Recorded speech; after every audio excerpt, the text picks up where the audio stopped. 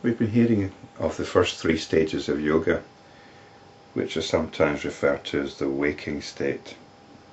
They're referred to as the waking state because there's still the feeling that there's an external world out there. They who practice these three overcome ignorance. True wisdom or right perception arises in them. The vision of division ceases. Such yogis reach the fourth stage. They perceive the world as if they were seeing a dream, because they have overcome diversity and are firmly established in unity. And this is what happens. The apparent solidity of the world, the physicality of the world, disappears. We understand it as the physicality that we experience in a dream. In a dream, there's space. There are physical objects. It's true that perhaps physicality is not so consistent in the dream, but we're still walking around most of the time. We still go around objects rather than through them, and so on. So this physical world, it's realized that it's created by the same forces that create our dreams. Hence the fourth stage is compared to the dream state. Beyond this, only the being exists in the fifth stage. And this is our sense of being. We start being centered in our sense of being rather than being centered in what's going on out there, or what's apparently going on out there. The sense of being becomes our center of gravity. So that's the fifth stage. And what's called the external world takes on all the relevance of a dream. The perverse perception of the world disappears. The fifth stage is therefore compared to deep sleep. There is supreme peace and all other special characteristics cease, and there is non-duality. This is a direct experiencing.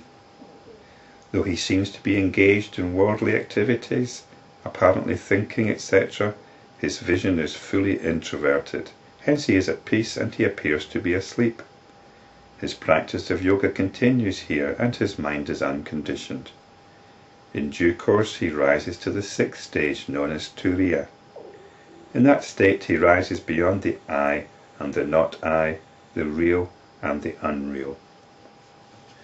The distinction between real and imaginary disappears. It's all imaginary, or it's all real. Take your pick. We're not interested in that distinction anymore. And all sense of acting in the interests of the ego has disappeared, because there is no sense of I anymore, no sense of the ego. Mental activity has been greatly decreased, and there do not arise in him even the concepts of unity and diversity. We put so much store in our ability to think, our ability to understand, the pursuit of knowledge. That is a tiny bit of the whole picture.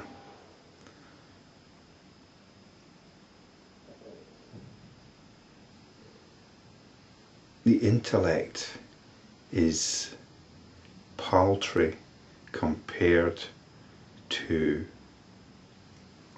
what's being described here as the states of yoga.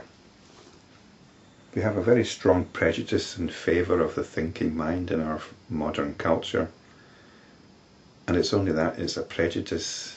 And although there's obvious benefits to developing the thinking mind, we need to get it into perspective. It's got completely distorted. The thinking mind is such a small part of our total experience. And once you realise that, you can leave it alone. That thinking mind, although there's tremendous benefits, it causes tremendous problems as well. It causes most of our suffering, in fact. We can drop it. All his bonds have been severed and all his doubts dispelled. These bonds are our addiction to our notions, to our beliefs, our concepts, these are what gets severed, and it becomes more and more obvious. It isn't that doubts get replaced by faith. Doubts get dispelled by what is obvious.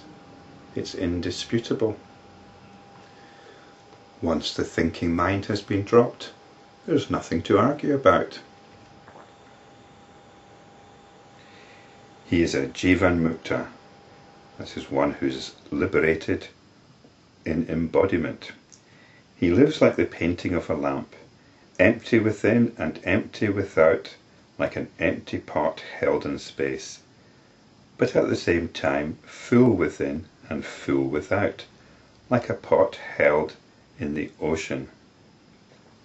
He has attained something, but truly nothing. Remaining firmly established in this stage, one should reach the seventh stage, which is known as the stage beyond body consciousness, beyond description. And this is the turiya atita. That is the boundary of becoming. That is known as Shiva, Brahma, Vishnu, void, truth, time, Prakriti, Purusha, and in various ways by different people. Though indescribable, it is described by different people in various ways. When you reach this stage, you go beyond sorrow, O Ram. And this is when you realize the notional nature of the body.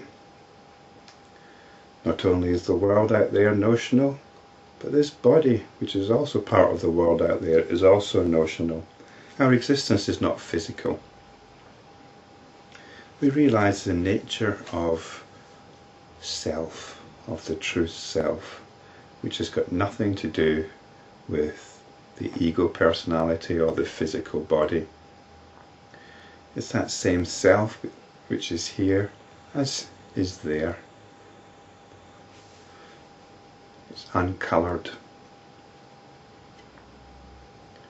It's doing its thing as me, as you, as the world.